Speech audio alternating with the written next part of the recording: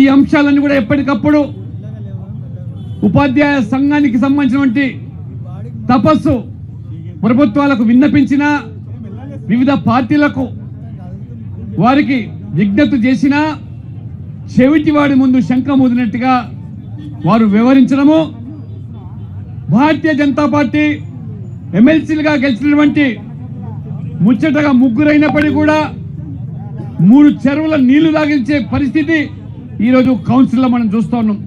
ఉపాధ్యాయుల యొక్క సమస్యల కోసం, ఉపాధ్యాయుల యొక్క మరి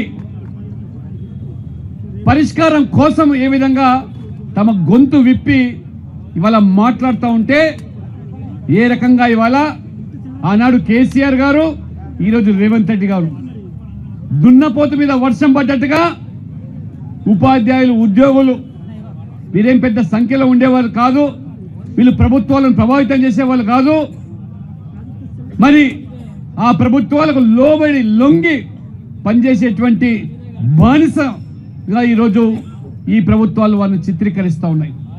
ఉపాధ్యాయులు భావి తరాలను మరి ఆనిముత్యాల లాంటి తెలంగాణ బిడ్డలను తయారు చేసేటువంటి ఉపాధ్యాయ పవిత్రమైన వృత్తిలో కొనసాగించండి ఈ వర్గాలు వీధుల్లోకి వచ్చి ధర్నా చేసే పరిస్థితి ఉన్నదంటే మొత్తం దేశమంతా కూడా ఇవాళ ఈ తెలంగాణ గురించి ఇవాళ చర్చించుకుంటా ఉన్నారు. ఇవాళ ఎక్కడ లేదు దేశంలో ఈ రకమైన సమస్య.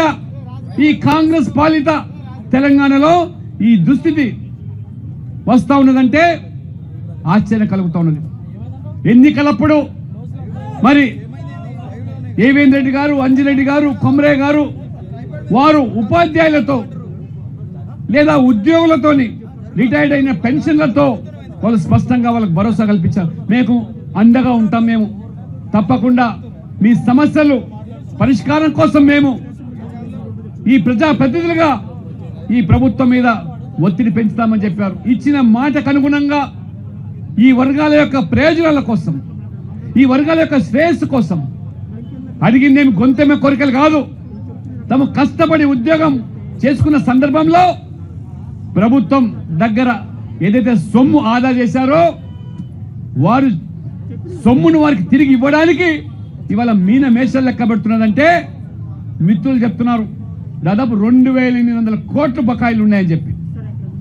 మరి రేవంత్ రెడ్డి గారికి మాత్రము ఫుట్బాల్ ఆట కోసం 50 కోట్లు ఖర్చు పెట్టేటువంటి సింగనేని కార్మికుల పొట్ట కొట్టడానికి మనసు వస్తుంది.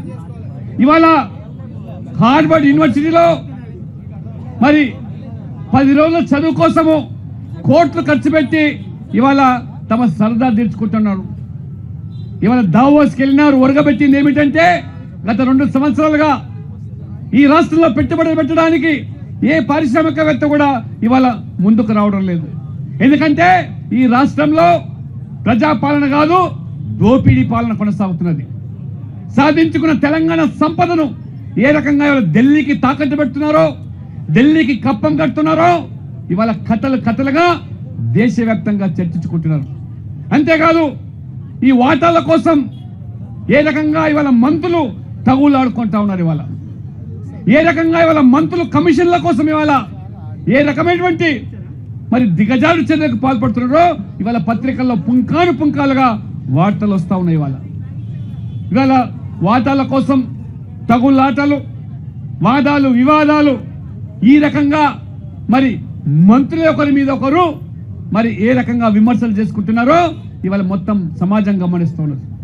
కానీ ఇవాళ మరి ఈ ఉపాధ్యాయులు, ఉద్యోగులు చేస్తే పామే ఏమిటంటే ఈ ప్రభుత్వాన్ని సమర్థించడమే. ఈ ప్రభుత్వం రేవంత్ రెడ్డి గారు ఆనాడు ఇదే ఉప ముఖ్యమంత్రి అయినటువంటి బట్టి విక్రమార్కతో సంఘాలతో చర్చలు జరిపి తప్పకుండా మీ బకాయిలన్నీ కూడా మేము చెల్లిస్తాం, మరి ప్రతి ఏటా 700 కోట్ల రూపాయలు చెల్లించి మీ బకాయిలని తీరుస్తామని చెప్పారు. కానీ ఇవాళ నేను చూస్తా ఉన్నాను. ఇవాళ నేను ఎన్నికల సమయంలో కూడా నేను కొమరే గారితో, అంజిరెడ్డి గారితో తిరిగినప్పుడు అనేకమైనటువంటి ఆవేదనలు వ్యక్తం చేశారు. వాళ్ళు మాకు చెప్పులు అరిగిపోతున్నాయి, మా బెనిఫిట్స్, రిటైర్మెంట్ బెనిఫిట్స్ ఇవ్వమంటే ఇవ్వటం లేదు, పైగా ఎదురు దాడి చేస్తూ ఉన్నారు. మా సొమ్ము మాకు ఇవ్వడానికే ప్రభుత్వాన్ని మేము ఇవాళ ఈ రకంగా దేహి అనేటువంటి దుస్థితి వచ్చింది. కొంతమంది కోర్టును ఆశ్రయిస్తే కొద్ది మందికి మాత్రం కోర్టులో ఉపశమనం కలిగింది. ఆ రకంగా టీచర్లు అనేక మంది దాదాపు 30-40 మంది ఆత్మ